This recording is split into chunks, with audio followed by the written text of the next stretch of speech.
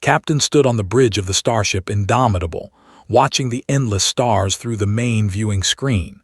The ship was massive, nearly 2 kilometers long, but it moved through space with surprising grace. Around her, 200 other human ships flew in formation, their engines creating small points of light in the darkness. It had been 53 years since the last time the human colonial fleet had seen real action. Was only 35 years old, which meant she had grown up during the longest period of peace the galaxy had known in centuries. Most of the other species in the Galactic Cooperative seemed to like it that way. "Captain, we're receiving the daily report from Central Command," said Lieutenant Torres from the communication station.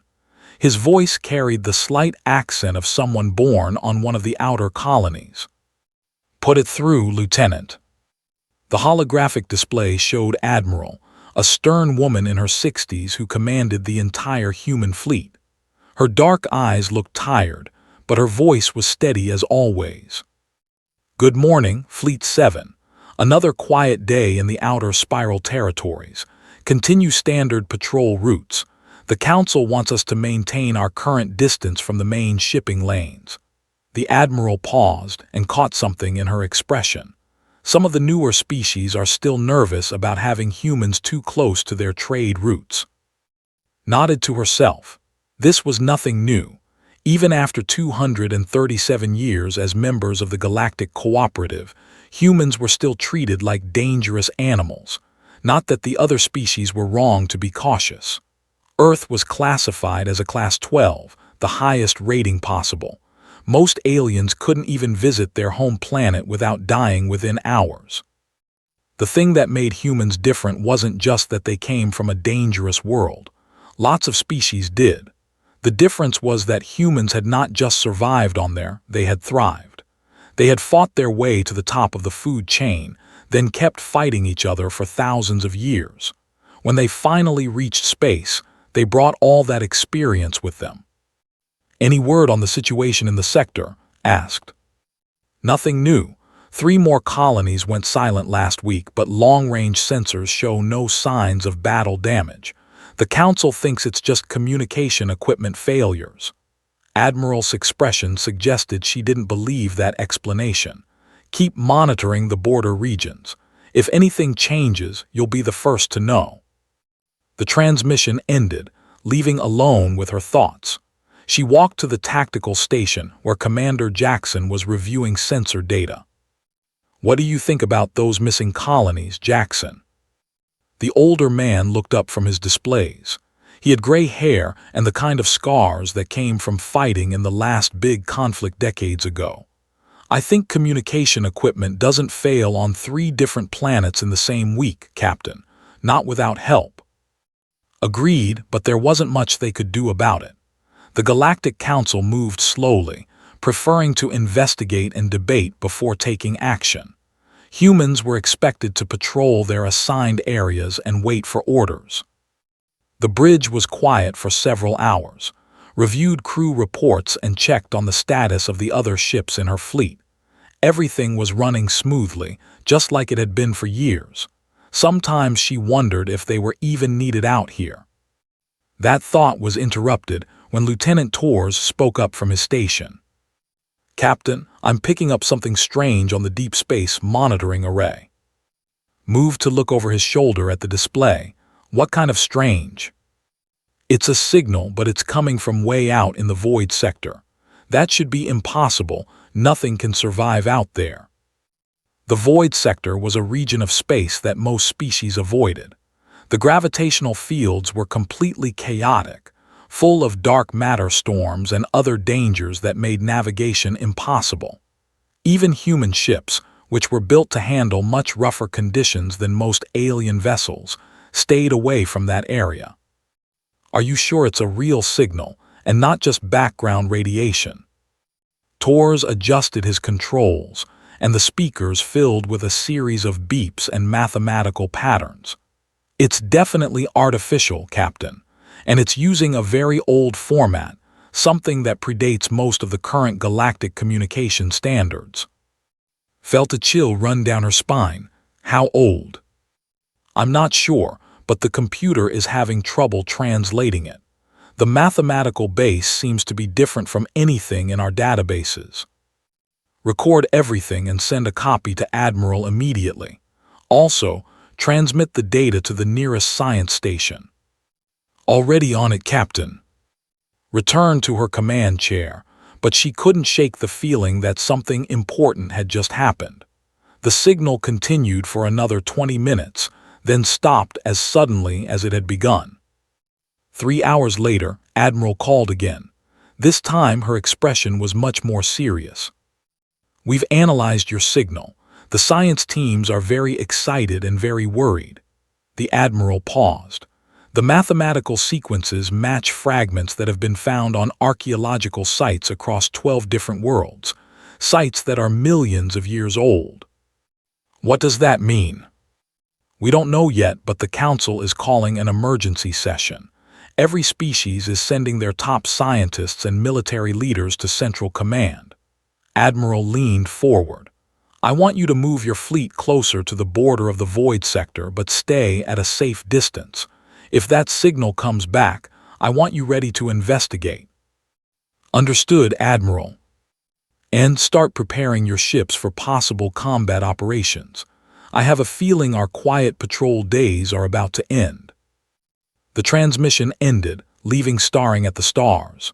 Around her, the bridge crew worked quietly, but she could feel the tension building. After 50 years of peace, something was finally happening. She just hoped they were ready for whatever it was. The emergency session of the Galactic Council had been going on for 3 days, and they were no closer to understanding what the signal meant.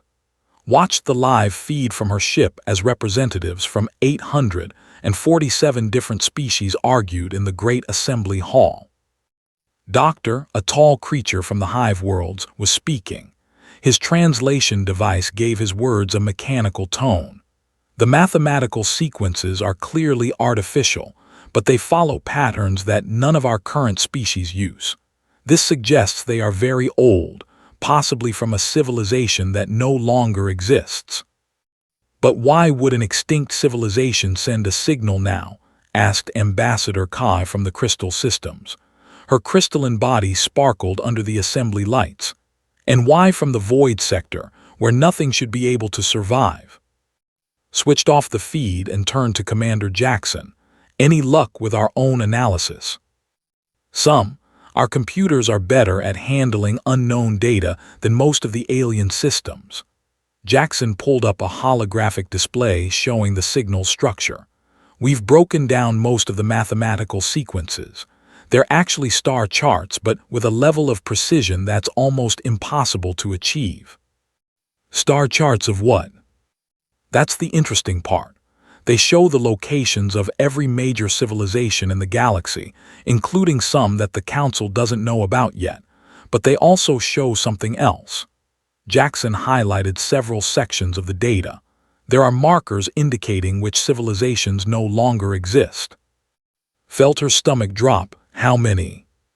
According to this data, over 2,000 intelligent species have gone extinct in this galaxy in the last 5 million years. That's far more than the Council's historical records show. Before could respond, Lieutenant Torres called out from his station. Captain, the signal is back. It's much stronger this time. The speakers filled with the same mathematical patterns, but now there was something else mixed in. Torres worked frantically at his controls, and gradually the sounds became clearer. It's trying to communicate in multiple languages, he said.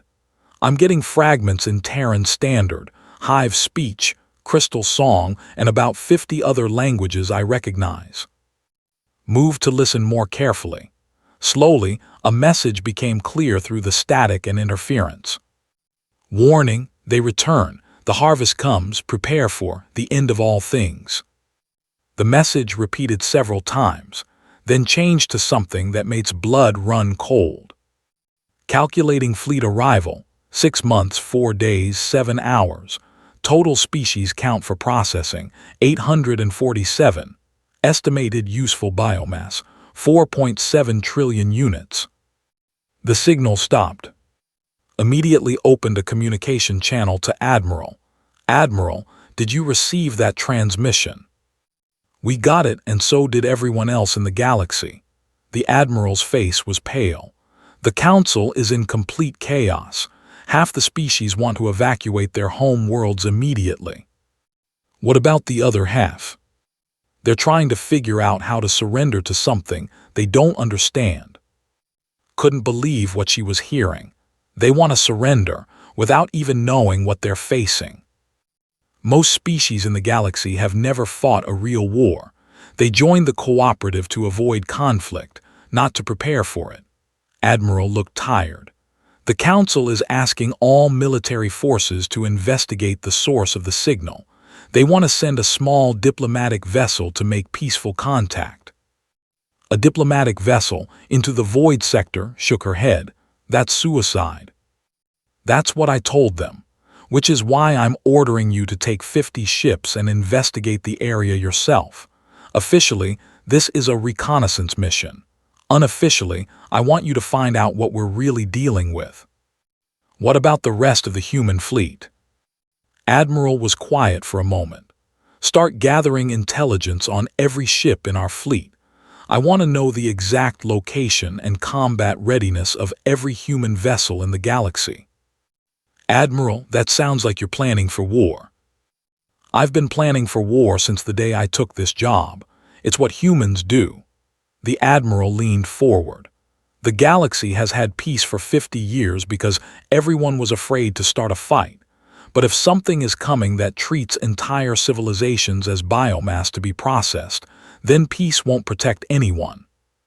The transmission ended, leaving to prepare for the most dangerous mission of her career. She called a meeting of her senior officers to explain the situation. "So let me understand this correctly," said Commander Jackson after finished briefing them. "We're going to fly into a region of space that destroys most ships that enter it, to investigate a signal from something that apparently harvests entire civilizations, and we're doing this with only 50 ships." "That's correct." "Sounds like a typical human plan," said Lieutenant Torres with a grin. "When do we leave?" Smiled despite the seriousness of the situation. This was why she was proud to serve with humans. When faced with impossible odds, most species looked for ways to escape or hide. Humans looked for ways to fight. "We leave in 6 hours. I want all ships equipped with maximum firepower and extra supplies. If something is coming to harvest the galaxy, we're going to make sure it knows that humans don't go quietly." As her officers left to prepare their ships, looked out at the stars again. Somewhere out in the darkness, something ancient and dangerous was moving toward them. The galaxy's other species were preparing to run or surrender. But humans had survived ice ages, asteroid impacts, eruptions, and countless wars on there. They had not climbed to the top of Earth's food chain by giving up when things looked hopeless. Whatever was coming, it was about to learn why the galaxy feared the species from the Class 12. The journey into the void sector took fleet through some of the most dangerous space in the galaxy. Dark matter storms buffeted their ships, and gravitational anomalies threatened to tear apart anything that got too close. Most alien vessels would have been destroyed within hours, but human ships were built differently. Engineering reports minor hull stress on decks 7 and 12, but all systems are holding steady, Commander Jackson reported from his station. Nodded. Human shipbuilders had learned their craft by dealing with the chaos of their home system, where solar flares and asteroid impacts were regular occurrences. What seemed impossible to other species was just another Tuesday for human engineers. How are the other ships handling the conditions? Better than expected. The Defiant reported some navigation problems an hour ago, but they've compensated. All 50 ships are still in formation. Was proud of her crews. Flying through the void sector required split-second decisions and nerves of steel. The gravitational fields changed without warning, and what looked like empty space might suddenly become a death trap. "Captain," Lieutenant Torres called from the sensor station, I'm reading something massive ahead. Distance, approximately 2 light towers. Can you get a clear image? Working on it. The interference is incredible, but wait. Torres went quiet for several seconds, then looked up with wide eyes. Captain, you need to see this. The main viewing screen flickered, then showed an image that made breath catch in her throat. Floating in the void ahead of them was a structure so large at comprehension. It looked like someone had taken apart an entire solar system and rebuilt it into a massive geometric shape. How big is that thing? Asked. Torres checked his readings twice before answering. According to sensors, it's approximately the size of our solar system. The main structure appears to be hollow, with smaller objects moving inside it. Stared at the impossible sight. The structure was clearly artificial, made of materials that didn't appear in any database. Strange energy patterns flowed across its surface, and massive openings showed glimpses of activity inside. Are those ships moving around it? I think so, but they're enormous. Each one is roughly the size of Earth's moon. Commander Jackson moved to look at the tactical displays. Captain, I'm reading debris fields scattered around the structure. Some of the materials match compositions from the missing colonies. Felt anger building in her chest. They didn't just go silent, they were destroyed. It gets worse, Torres said quietly. I'm detecting organic compounds in the debris, processed organic compounds. The implication hit like a physical blow. Whatever had built this massive structure, it wasn't just destroying planets and colonies. It was processing all the life on them for some unknown purpose. Long-range communications to the fleet, ordered. All ships maintain current distance and prepare to record everything. If we don't make it back, someone needs to know what's out here.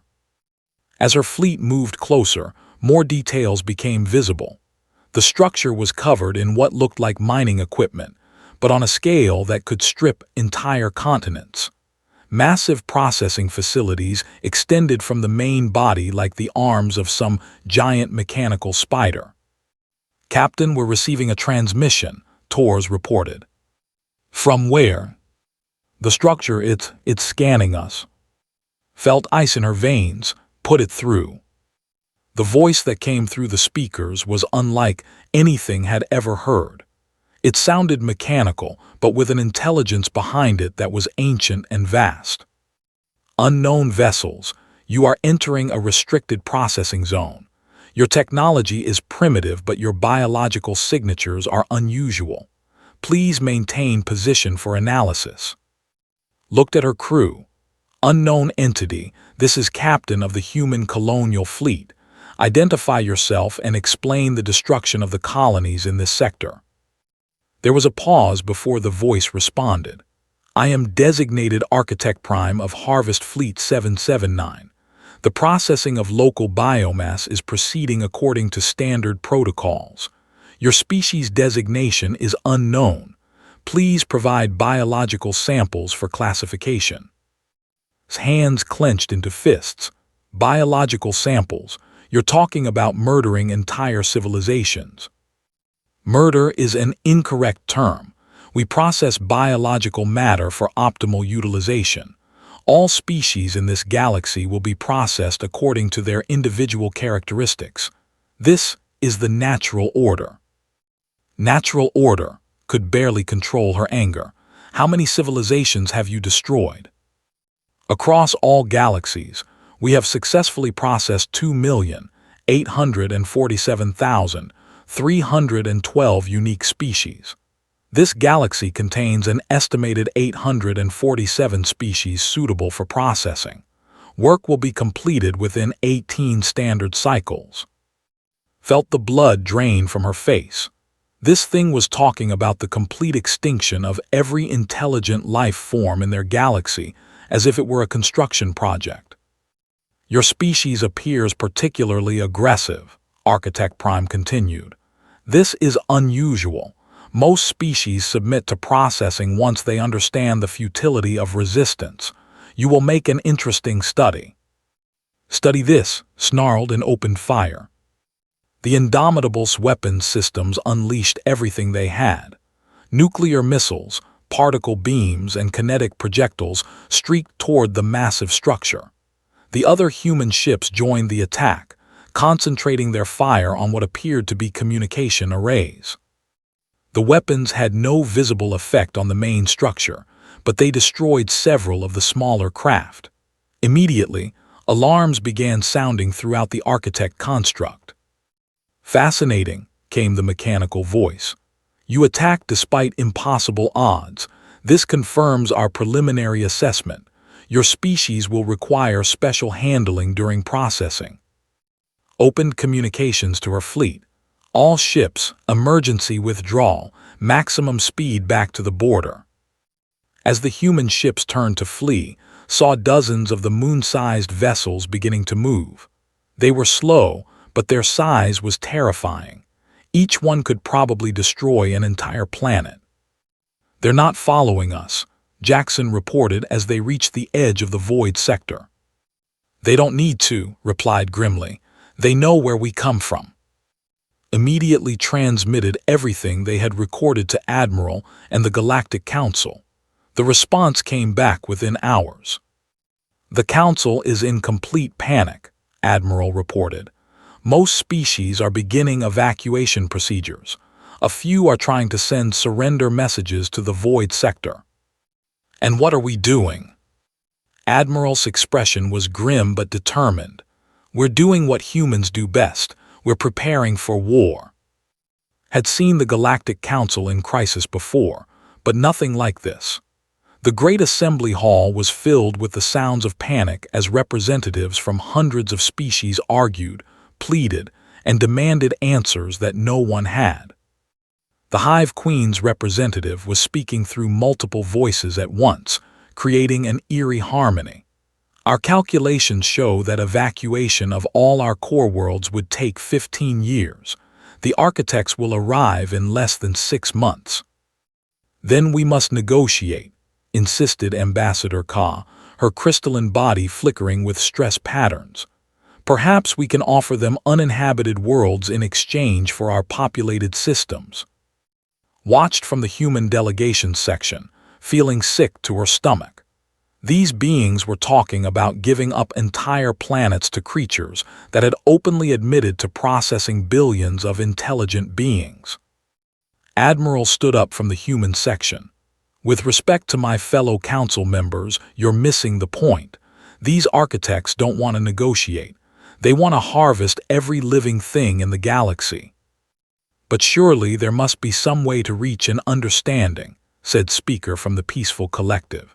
His species had evolved from herbivores and had never fought a war. "Violence only leads to more violence."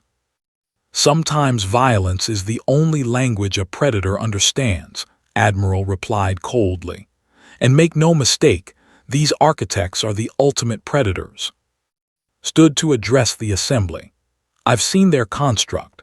I've heard them talk about processing civilizations like they were mining asteroids. There is no negotiation possible with something that sees intelligent life as raw materials."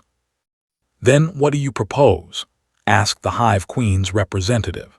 "Your species has the largest military force in the galaxy, but even humans cannot fight something that has destroyed millions of civilizations."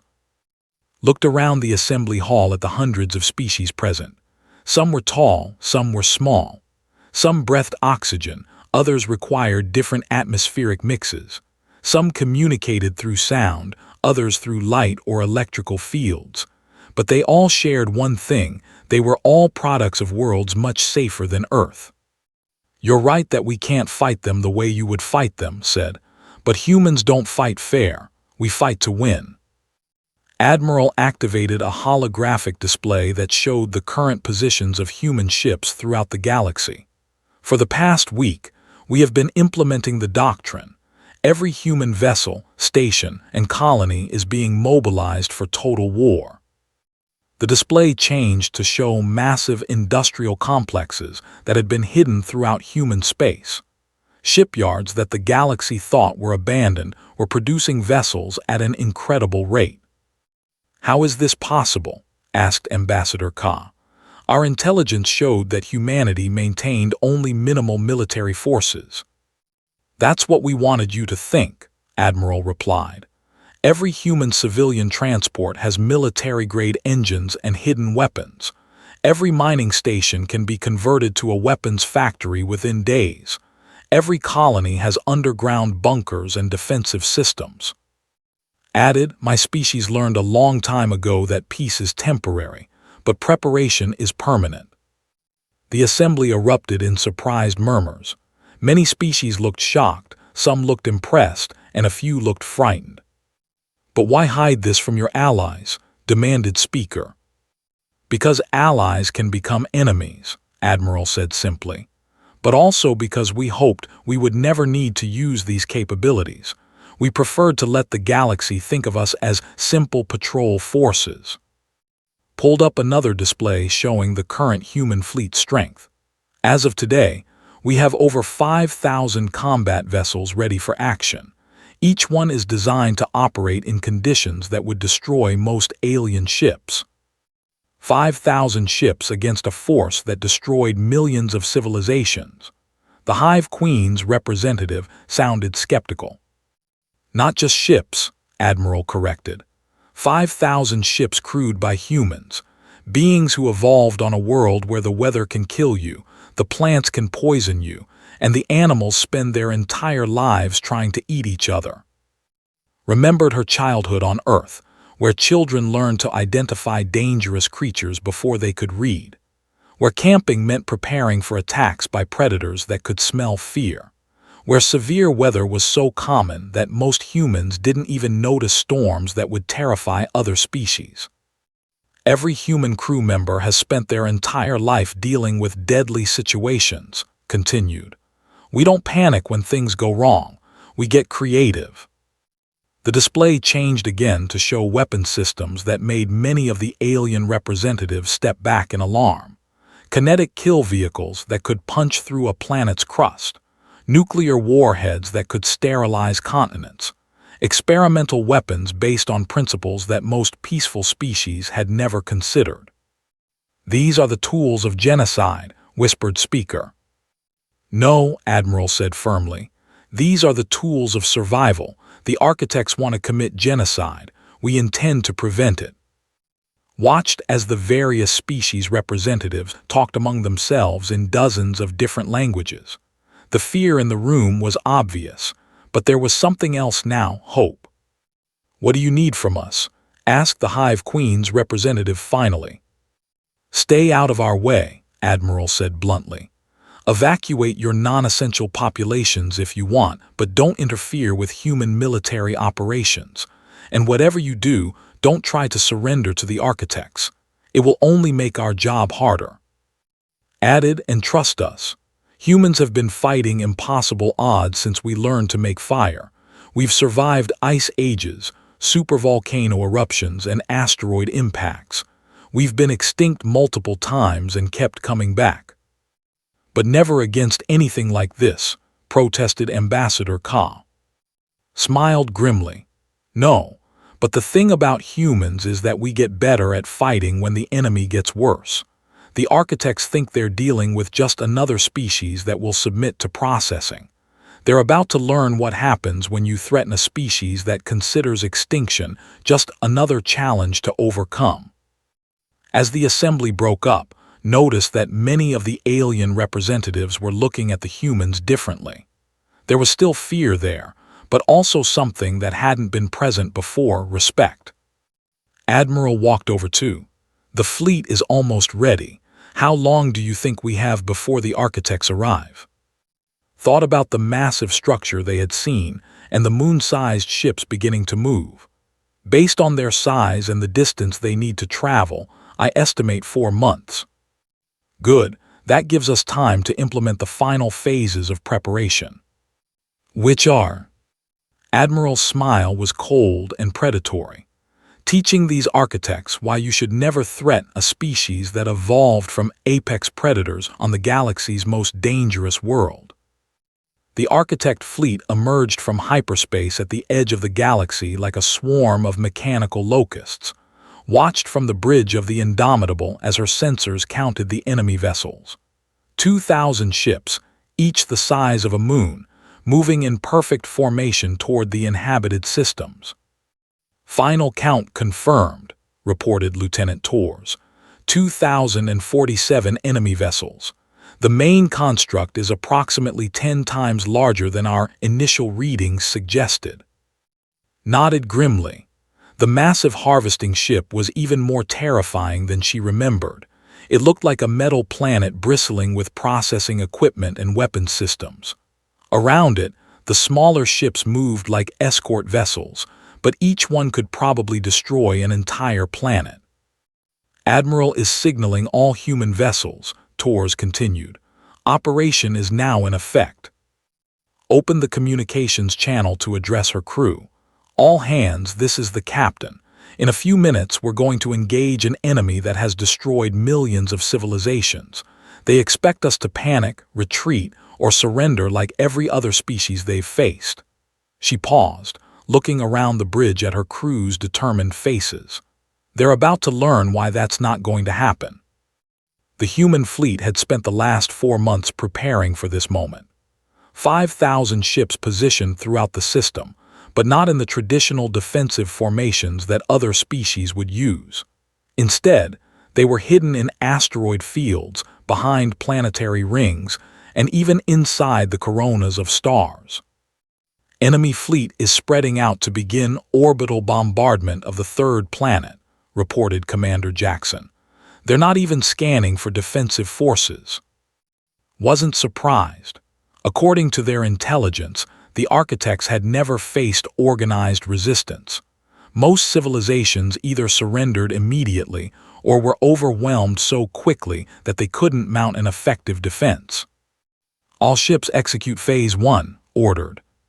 Throughout the system, human vessels began moving, not toward the enemy fleet in a direct assault, but in the complex hunting patterns that apex predators had used on Earth for millions of years. They moved in small groups, using the natural features of the solar system to mask their approach. The first architect ship to die never saw its attackers coming. A pack of 12 human destroyers emerged from behind an asteroid cluster and concentrated their fire on the massive vessel's engines. Nuclear warheads and kinetic projectiles tore into the alien ship's hull, crippling its propulsion systems. "Target disabled," reported the lead destroyer, moving to secondary positions. Watched with satisfaction as the human ships disappeared back into the asteroid field before the other architect vessels could respond.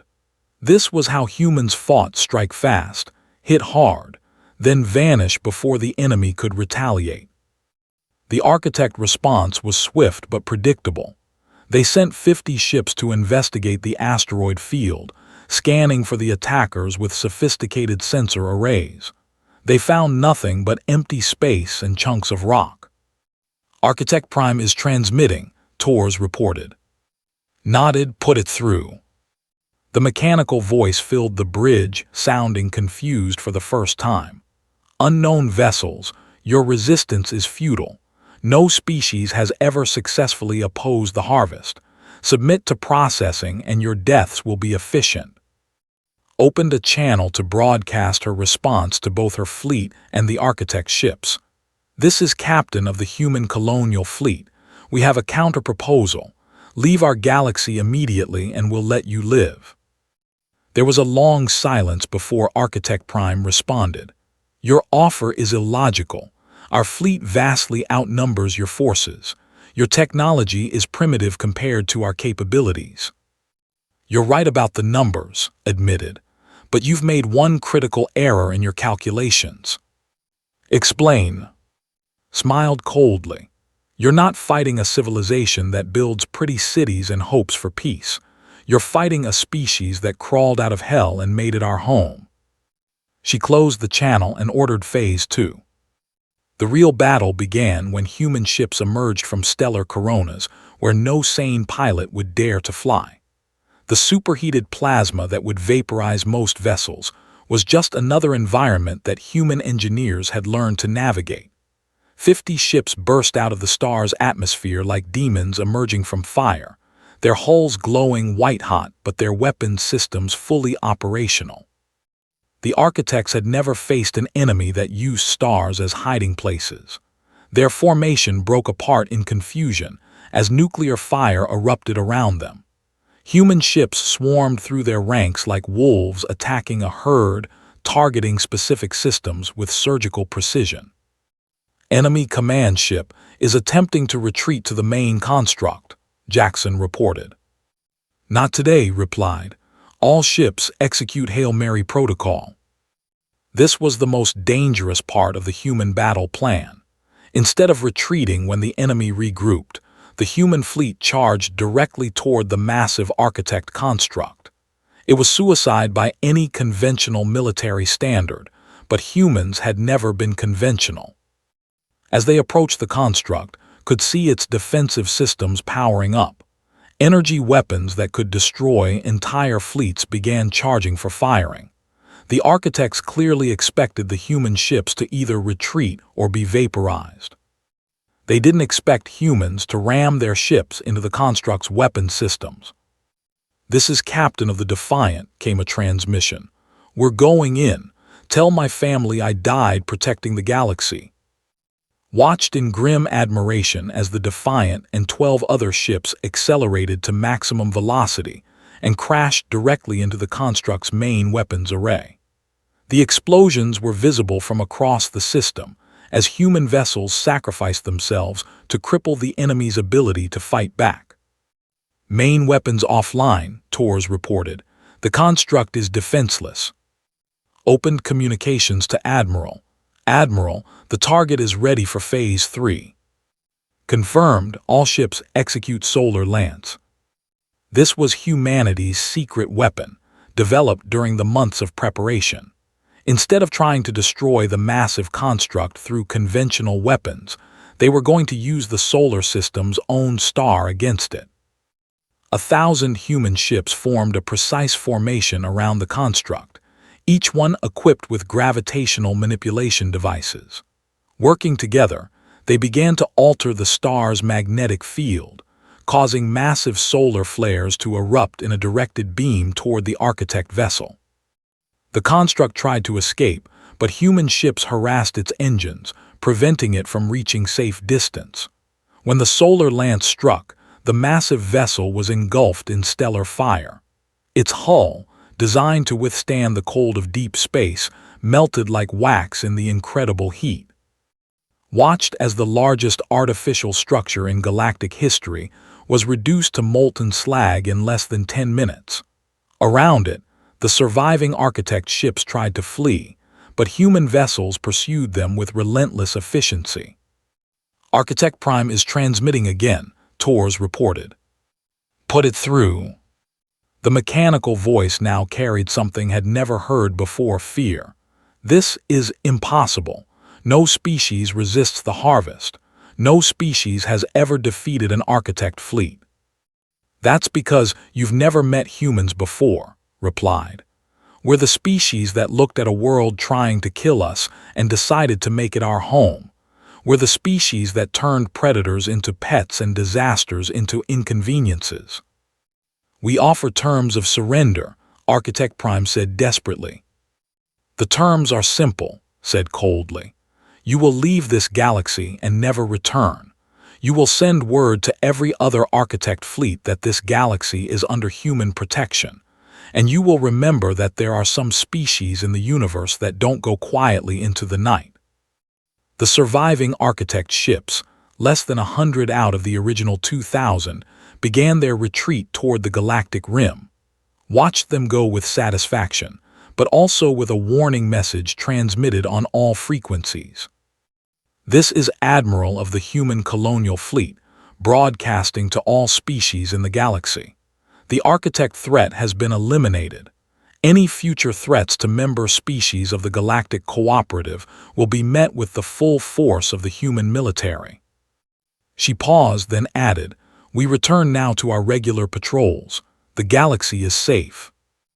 As fleet began returning to their normal positions, she reflected on what had just happened. The other species in the galaxy would never look at humans the same way again. They had seen what evolution could produce when faced with an existential threat. "Captain," Tor said quietly, "I'm receiving messages from over 300 species.